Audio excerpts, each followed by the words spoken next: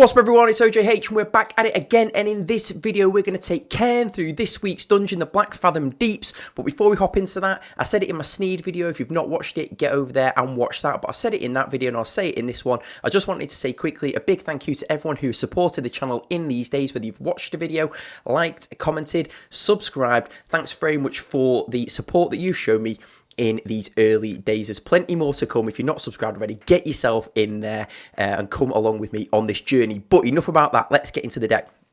So we've got Cairne with the Resurrection talent. We've got the Darkspear Troll with the Big Bad Voodoo talent to heal 20% health every second.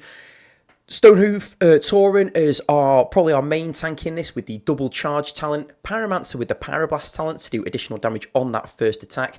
Quillbore with the Tunnel Vision talent for the quicker deployment. Wellpegs with Flame Burst, and Chimera with the Frost Bolt, Frost Shock.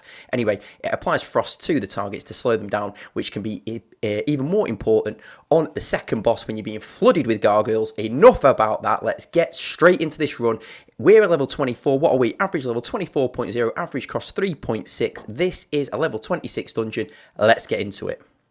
Right, as I said then, level 26, so first round of relics. We've got every third gold mined grants you 1 additional gold. Melee minis gain lifesteal, good, happy with that. And on death, your minis explode, damaging nearby enemies and poisoning them. Now that's a good talent, I like that, I take that a lot, but we're going to go with lifesteal on this one because we never get lifesteal, so I'm having it, I'm taking it. Anyway, going up against Gurgle Murgle, plan on this one. Predominantly, main focus is to get the siege tower up on the right, and that's where most of our pushes are going to come from, and get as many of the chests as possible. Now, I've not got a great opening hand because ideally we'd have something like Wellpegs so we could take out those pesky Murlocs up on the rock there, but we haven't got anything. So we're going to have to use Chimera eventually when we get around to our 5 gold for that, which is not ideal. But hey-ho. We'll get there. Chimera really, really good in this. Stonehoof Tauren is going to do its thing. Turn around, charge over to that maze, smack. Thanks very much. And now hopefully we can get something going on. Now what I would say is this is a level, we are level 24, this is level 26. So we do not dominate this dungeon, but we do get through it with no deaths. So what more could I ask for? What more could I possibly want from my dungeon runs? Anyway. Enemy defending here then, Prowler coming down. We're just going to let that mage lock on. We're going to have to eat bits of damage in this if we want to achieve what we want to achieve. So we're going to eat most of a mage there. Not ideal, but for the greater good, we want to get this tower up on the right. And you can see 1 Wellpeg on the right-hand side of the screen there on that bridge. If you do play your Wellpegs over there, that will intercept those pesky Murlocs that keep running out there and sneaking past your tower and then chipping away at your base. Pain in the backside. Anyway, we've got the tower up on the right, so that's good. So we're going to start staging our attacks from there. Wellpeg's doing their job on the right there, even though there's only 1 of them. So we're defending against 1 Earth Elemental, and then another Earth Elemental pops up. Well, this isn't looking very good for us here, is it? So we just about get a Pyromancer down in time.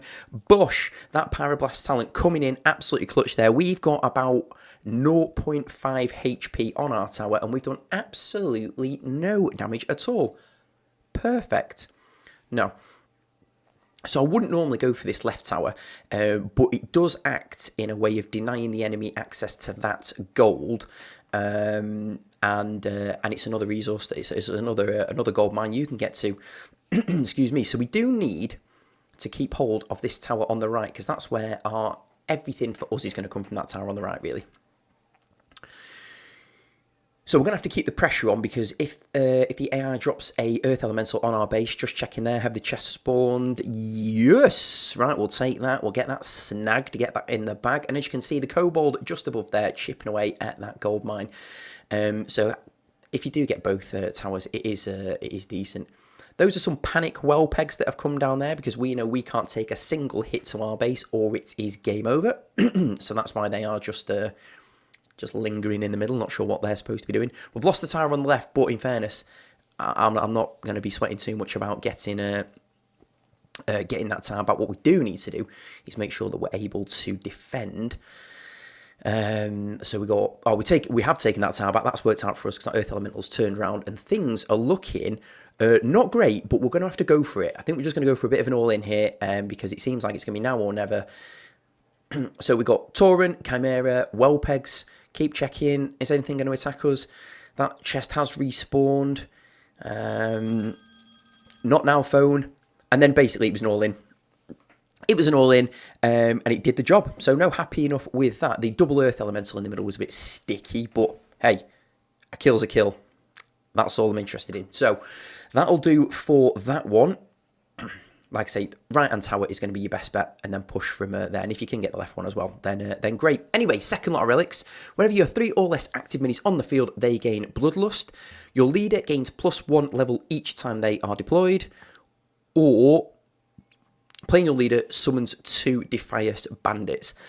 These are all... they're all okay. We'll go with the Bloodlust, because especially when you're defending on against this second boss here, you might be defending with just a Pyromancer, and if that Pyromancer on her own is Bloodlusted, then good stuff. So we're just going to wait here. We're just going to wait, because if you commit something, look, I'm nervous. I don't want to play that Chimera, because I know if I play that Chimera in the left or the right lane, that I can see like 3 gargoyles coming down the opposite side, and that's really not what we're after. So I'm going to play some Wellpegs, try and get some distraction going on from that tower over there. Chimera's been distracted. Don't get distracted. Has managed to take out parts of that push. I want to play my Pyromancer on everything here. I don't want that first attack to be on the Dark Eye Miner, which it was, but fortunately the Chimera had done a bit of work on the rest. And here we go. This is what we're talking about. All of a sudden, Batrider, Gargoyle, Vultures coming in on the left. Have we got our Pyromancer? No, we have not, but we have got Chimera. Chimera coming in, freezing that Gargoyle, slowing it down. No hits for you. Thanks very much. We've got a decent push going on the left. We're going to go in now. If we can take this left tower, that will be really, really good.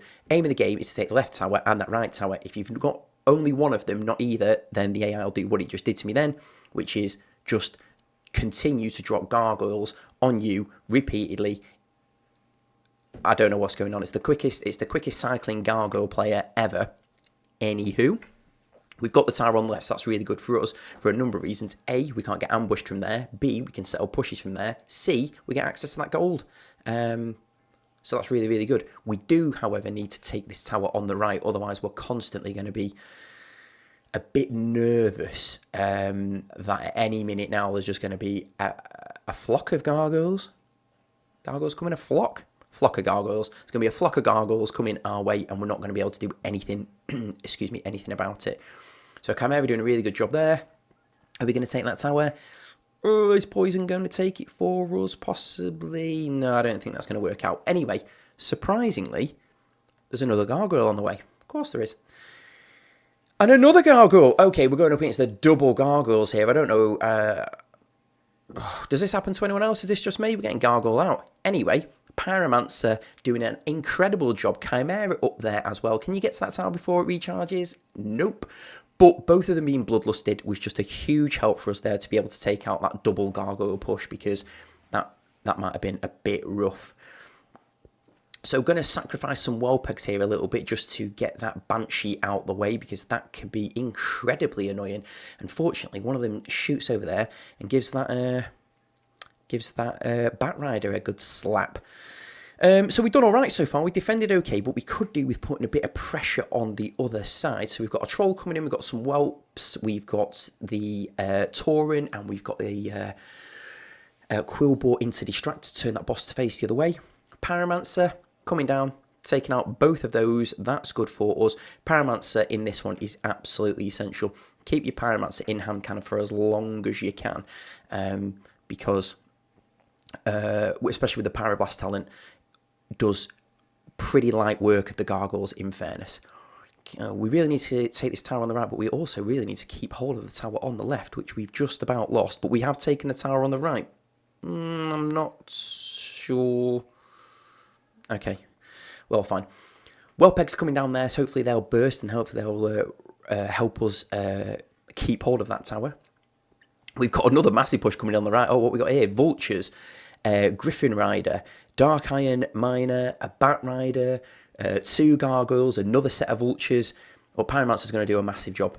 Honestly, Pyromancer, Pyroblast talent, Chimera mopping up as well, especially with the slow. Really, really good. Really good and quite a daunting situation. But look, I've had enough of that. Fed up of defending now.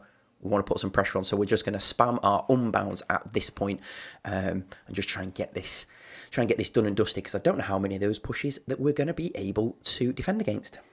So, more Whelpegs coming in, Chimera coming down, Quillball coming in to distract, Chimera chipping away, Mage, Pyromancer chipping away, Trolls chipping away. That'll do for us.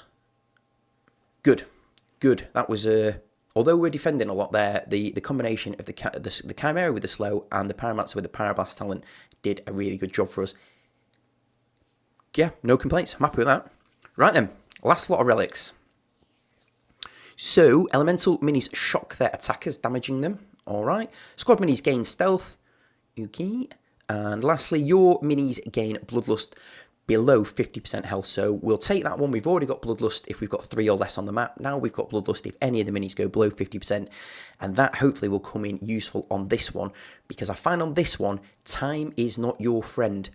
Now equally on this one, I think we take a shed load of damage. But the level 23 troll trying its hardest. God bless. Excuse me. God bless. So we're already... It's hard to commit to support either the left or the right there, because we've only got 7 gold at this point. The AI will be taking those chests which are closer to it. I've only got 1 unbound in this deck, which is the Quillbore, and I often end up using the Quillbore on defense. So I can't go and get that chest. Played the Chimera on the right because everything coming down the right was a ground unit. I've played Pyromancer on the left because there were some air and ranged units that were coming down there, the Harpies and the Murlocs. We're gonna have to eat these. We're gonna have to eat these 2 bandits that are coming in here. We've got Whelpegs coming in. Try and take this left head if we can. Oh my goodness me! All sorts coming down the right yet again. No surprise there. We're taking the left head. A Quillball coming down. Pyromancer, please stay alive. Nope. Cairne, please do your thing to stun everything here. Okay, so that was quite a scary looking push coming down on the left. So the next plan then will be to get the siege tower on the left that's just under the bridge, or we need to do both, but we need to kill this head that's on the right as well. So Cairne doing a good job there. Pyromancer behind. Bloodlusted because there's only the 2 of them on the map at the moment, which will be helping. Unfortunately, the Pyromancer goes down. Oh, a sneaky Quillbore by the AI there to tank for all of that jazz that's coming down. So we've got some panic Whelpegs coming in, flame burst on them. That tidies all that up. It's going okay. Quillbore into distract for the head on the right. Fortunately, one of them Whelpegs survived, so that exposed that bandit, and the flame burst killed the bandit. But look at the state of this. We've got all sorts coming in on the left. Again, what we got 2 Quillbores, 3 Raptors. We really need Chimera to do some work here. Don't get distracted, Chimera. Keep chipping away at that right-hand head. You absolute superstar. Chimera MVP, well done to you. And then we've got 2 Whelps, a Cairne. And if we can take this tower on the left, then that would be great. And in this one, bridge control will be really, really important. You obviously need to take this tower on the left, otherwise it'll shoot you things on the bridge. But if you can get bridge control, that is good. So Pyromancer coming down on the bridge, takes out Harpies, turns around, takes out the Murlocs, is sacrificed along the way. But we're going to have to take that as a win. So we've got 30 seconds of normal time to go. We still got to take down this left dragon head. We've got to keep on mining because we're just going to lose the economy war otherwise. Easy for me to say. Finally, a Quillbore in hand to take out both of those Murlocs, and we can finally get ourselves on the board with a chest. I played my Pyromancer on the left, and if I'd waited a split second, I could have played it on the right and got rid of all of this, but I didn't. So, well, we are where we are. Well, we finally killed that left head, and now we've got 55 seconds or so to do as much as we can. I considered eating all this on the right, because I didn't think it was going to do too much to me. That was almost a catastrophic miscalculation, because, as you can see, we are living dangerously again. I can't afford for the troll to die, so I've had to sacrifice Kobold there to expose the bandits, but we are making light work of everything. Look at the size of the push we've got going on here. We've just got to make sure we're defending, because we really haven't got much to play with.